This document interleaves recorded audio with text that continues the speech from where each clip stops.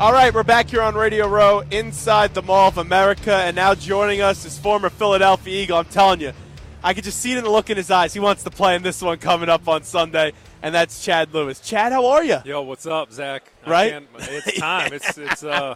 I'm letting myself get to that boiling point on Sunday, but I'm ready. I saw you walk over here, and there's a bunch of people here. You're running into probably former teammates, former players, guys you played against, fans, Eagles chants 24/7. It's amazing inside this building. And people who are not here, they should be here to experience the hysteria of Super Bowl, and seeing all the Eagles fans walking around doing the Eagles chants is pretty cool. And then you sit down, and it's all business. I can tell. It's like you're sitting in your locker, right. The leg is shaking. You're going nuts for this one.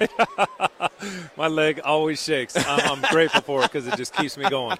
I got a lot of stuff to do. Let's go. So how do you sleep at night as this team is 60 minutes away from winning their first Super Bowl, and you knowing how much this city and how much passion they have, and you play for this team. We talked about it a few weeks ago, how much they love their former players still. It's just got to be the best time for you, right? Oh, my gosh, it's cool.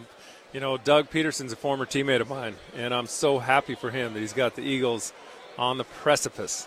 And everyone knows they're not done yet. So don't blow your chance by losing this game emotionally, by the bigness of it. Thinking about the parade of Broad Street. That'll happen when it happens. Right now, it's taking care of business on Friday practice. And tomorrow is a walkthrough. Sunday is the game. You play that thing one snap at a time. And just like the Falcons game, it's going to come down to the last play of the game. It's doubtful that it's going to be like the Vikings blowout. It'll be more like what happened against the Falcons. How about the scene at the NFC Championship game? Because you're exactly right. I know you were there before the game with David Akers. You guys watching the game, just having a great time. And I thought that was going to be a classic, close game. Two suffering fan bases. One's going to have to suffer on a last-second field goal. And that was a good old-fashioned, old ass kick. And that's what that was. It was incredible because what Doug did for that game was made the decision beforehand that he was going to stay very aggressive with play calling on the offensive side. Defense played great. The first drive by the Vikings, it was like, woo, these guys are ready to go. And then the Eagles showed that they were ready to go as well. And not just ready, but their game plan had shifted to where they were taking haymakers, flea flickers, throwing down the field. And that was the change of the game. The Vikings could not recover from those. They weren't body blows. I mean, they were headshots. They went after that game, and they won it convincingly. I've seen Ike Reese this week. I've seen B. West, Trey Thomas. You're obviously here right now as we're talking to Chad Lewis. How many other of your former teammates are coming on out? I know Donovan just barely left. We saw him last night at Jaws' party. Okay, Sean Landetta I just talked to him. There's going to be a lot of guys in the next day showing up, so you're going to see a lot of people walking around here. Do you still talk to a lot of those guys? What have your group chats been like over the last few weeks? A lot of people are staying in Philadelphia this weekend for doing stuff. I just couldn't. I had to be here. This is my team. I just felt like it was important for me to be here, and I'm here. I'm very glad I am. When we went to the Super Bowl in Jacksonville in 2005, I was at practice each day. I had 2 screws in my foot. I wasn't playing.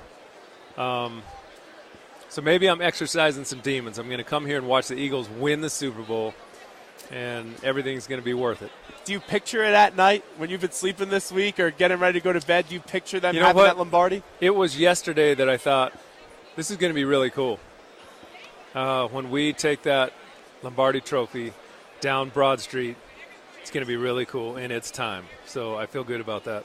To you, what does this game come down to? Because I think it's really a toss-up. These are the 2 best teams in the NFL. Patriots were the best team in the AFC. Eagles have had to overcome a lot of injuries. So have the Patriots. These are the 2 best teams. So what does this game come down to? The team that can manage the ball the best. No turnovers. Stay within yourself. And staying within yourself doesn't mean to be conservative. You can still be throwing haymakers. But if that's your game plan, stick to it. And stay within yourself. Do what the coaches are calling you to do. Don't try and do anyone else's job. You do your job to the best of your ability on each play. And the team that can manage that the best, the team that can focus the best, is the team that wins the Super Bowl. why are the Eagles then going to be that team when you have a team that has some experience, some players with the Patriots? If you don't have 2 rings on your finger, you're kind of the odd man out there. So why are the Eagles going to be the more team that has their composure together and going to win this one? Because they've played better through this season, because they have a team chemistry that's tighter, because they've taken this underdog mantra and they've been able to harness the power of playing with a chip on your shoulder. They're coming into this game with the same thing, a big chip on their shoulder. And the fact that they're doing that together, they're united. I'm telling you right now, right here, you're going to see something on Sunday night. You're going to see more of that.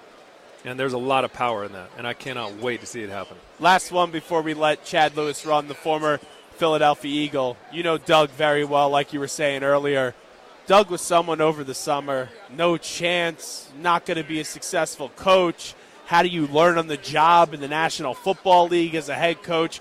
We heard all the criticism. And I'll tell you, he deserves a standing ovation. You obviously want to win the game when you get to this game. But the job that he has done, how he has done, Joe Douglas, when you lose all these players this year, you have the depth there, and then you coach these guys up. It's just awesome to see. This is a team that you can't dislike this team. You just can't dislike this team because they're a bunch of good guys, and they're a bunch of guys that were told before this year, forget about it, you got no chance. I know, isn't that great?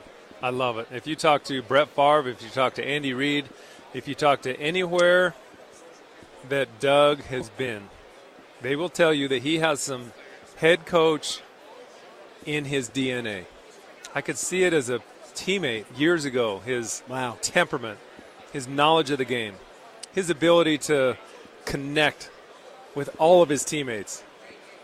He has rare skills that are on full display right now as a head coach in the NFL. He's tapped into those on this team that has suffered some critical position injuries, left tackle, middle linebacker, quarterback, and he's allowed this team to stay close together. Running back Sproles, he's allowed this team to bond together, to fight for one another. That's the gift of a head coach, to pull a team together instead of let them fracture once challenges or adversity or obstacles come. Speak to the Eagle fans. Last one before we let you run right now. They're listening to you. They're probably ready to get out of their cars and just run through a wall with the passion that you bring to a show anytime we have you on. So speak to the Birds fans right now. Get your mind right. Keep your clothes on. Sunday night's going to be a total party. Let yourself go there mentally for Monday morning, Tuesday morning, whenever they're going to do their victory parade. You can go there a little bit, but just a little bit, just enough to give you energy. Keep your mind focused on cheering for this team until that clock says 0-0-0, and the score is 24 Eagles, 21 Pats. Appreciate the time, Chad. Great to see you as always. Thanks, Zach. It's the Zach Gelb Show. We'll take a quick break. When we come back, Lorenzo Alexander will join us.